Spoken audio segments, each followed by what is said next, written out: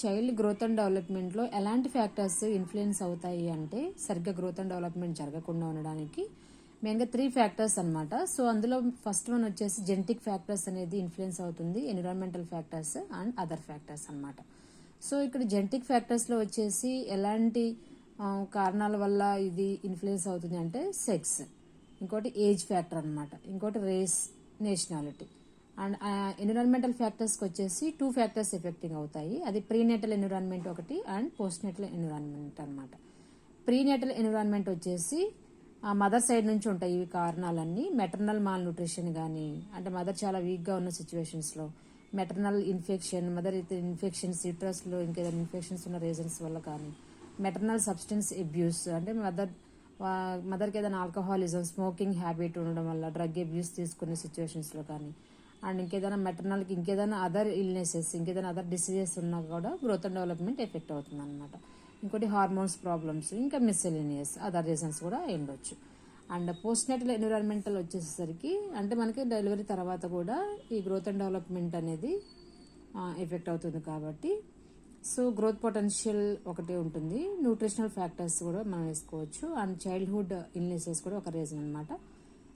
Child పెరిగే environment కూడా ఒక ఫిజికల్ ఎన్విరాన్మెంట్ ఆల్సో ఒక రీజన్ అవుతుంది. సైకలాజికల్ ఎన్విరాన్మెంట్, హార్మోనల్ ఇన్ఫ్లుయెన్సెస్, ఇవి పోస్ట్ నేటల్ ఎన్విరాన్మెంట్లు అనమాట. Other factors growth and development effecting వచ్చేసి కల్చరల్ ఇన్ఫ్లుయెన్సెస్. సో ఈ కల్చరల్ ఇన్ఫ్లుయెన్స్లో వచ్చేసి ఏంటి అంటే ఫాల్స్ బిలీఫ్స్, అంటే వాళ్ళ ట్రెడిషన్స్ అవన్నీ కూడా వాళ్ళకి కొంచెం మూఢనమ్మకాలు అవి ఉంటూ ఉంటాయి. కాబట్టి కొంతమంది ఏం చేస్తారు, బ్రెస్ట్ ఫీడింగ్ ఇవ్వడానికి ఇష్టపడరు అనమాట, కొలెస్ట్రాల్ మిల్క్ ఇవ్వడానికి కూడా ఇష్టపడరు. సో అంటే వాళ్ళ ఆచార వ్యవహారాలను బట్టి వాళ్ళ ట్రెడిషన్స్ అంటే ఒక్కొక్క విధంగా వాళ్ళు ఒక్కొక్క విధంగా బేబీని పెంచుతూ ఉంటారనమాట. సో కొంతమంది పర్టికులర్గా ఇదే ఫుడ్ ఇవ్వాలి, బ్రెస్ట్ ఫీడింగ్ ఇవ్వకూడదు, ఇలాంటి కొన్ని మూఢనమ్మకాలు వాళ్ళు పెట్టుకుంటూ ఉంటారు. ఆ సిచ్యువేషన్స్తో కూడా గ్రోత్ అండ్ డెవలప్మెంట్ అనేది ఎఫెక్ట్ అవ్వచ్చు.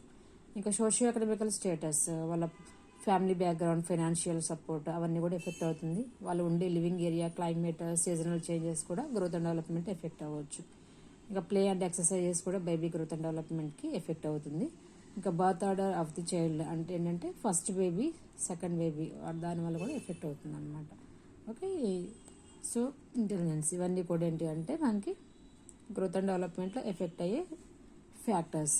మెయిన్గా మనం వచ్చేసి ఇక్కడ 3 ఫ్యాక్టర్స్ అని చెప్పేసాం: genetic factors, environmental factors, other factors. Genetic ఫ్యాక్టర్స్లో వచ్చేసి sex, age, race, nationality. Prenatal factors and post natal ఫ్యాక్టర్స్లో వచ్చేసి ఇవన్నీ ఫ్యాక్టర్స్ అనమాట.